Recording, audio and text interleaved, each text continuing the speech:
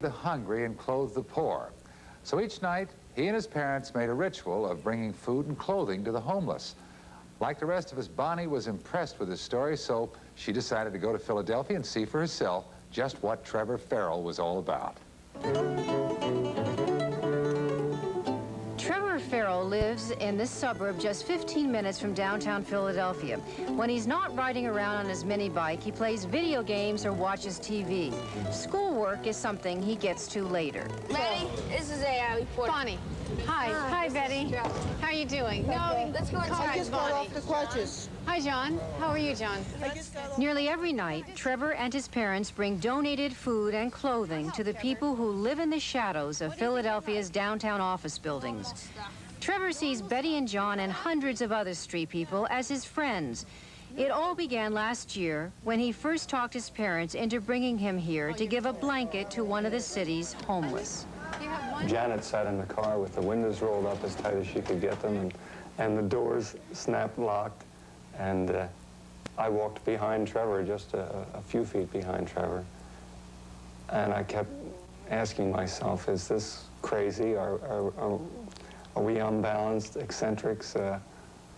And people have said we're not playing with a full deck, and maybe that's true, but it was very frightening. I was very apprehensive and wary of the whole situation. Anybody can actually do it, but it's fun going down, really.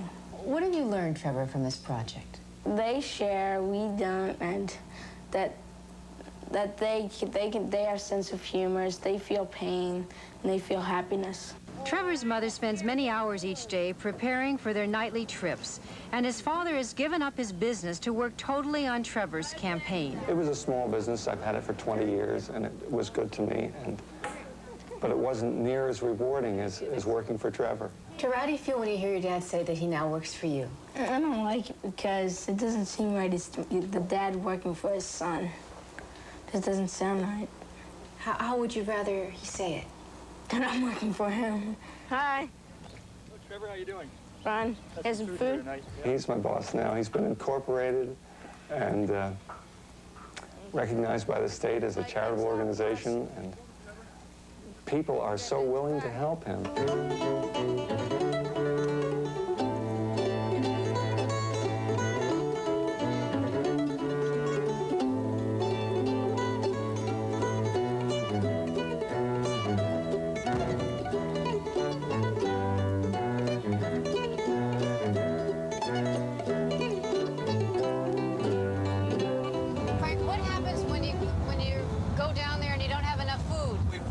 Run out. We're really just scratching the surface, though. There are so many people that are hungry. It doesn't seem possible that this is America, but this is America, and it is a fact. Let's see, how many do you have in here? Can I help you roll this up? Yes, fold up. Sure, it's not bad. Oh, gosh, you can't complain about it. I know. So then we're not going to take this huge thing. I mean, I can get back in the car, in the van? Oh, I think you're about 40. Yeah, I don't think that's bad. There's a man going through the trash down there. See the man? There's one straight ahead.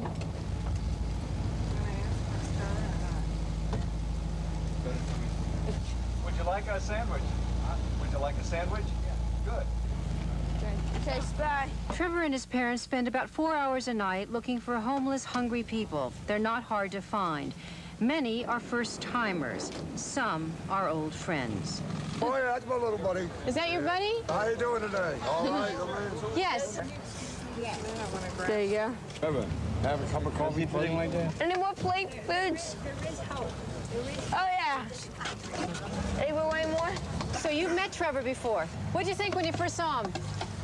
I was very surprised, I'll tell you. Oh, boy, it's a miracle. Good thing that we have someone like Trevor coming down here, because there's people twice his age, 4 or 5 times his age, that just don't care about anybody on the street. So I'm glad somebody's starting to care a little bit. Trevor's campaign has grown quickly. National media has brought him recognition, and a church recently donated this 33-room building as a halfway house. Do you ever miss the old days before there were telephones ringing all the time and people knocking at the door, dropping off food? Yes. No, there was something nice about the old days. What? Just quiet family and just not running in town every night, although we do love doing it when we get there, but it's an effort. I sometimes wonder whether it's getting too big and getting too much out of hand. He's created a new awareness that people exist that deserve our compassion and understanding. And that's what's so much more important. People now think twice when they pass a person on the street that's beneath them and so destitute, so desperate. They might think twice now. They might just say, oh, that's a person maybe that Trevor knows, or he could reach out. Maybe I can reach out too. Thank you, little buddy.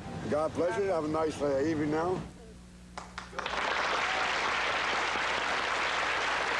Boy, wouldn't it be nice if everybody had a buddy like Trevor? Thanks, Bonnie, for bringing us his story. His willingness to help others is certainly an inspiration to us all. When we return, we're going to tell you how you can get a whole new smile literally overnight.